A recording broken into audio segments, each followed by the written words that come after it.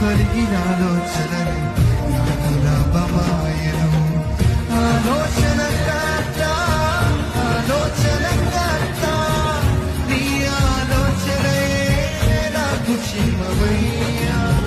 ఆలోచనకర్త ఆలోచనకర్త నీ ఆలోచనే నాకు క్షేమమయ్యా. నీ ఆలోచనే నాకు క్షేమమయ్యా.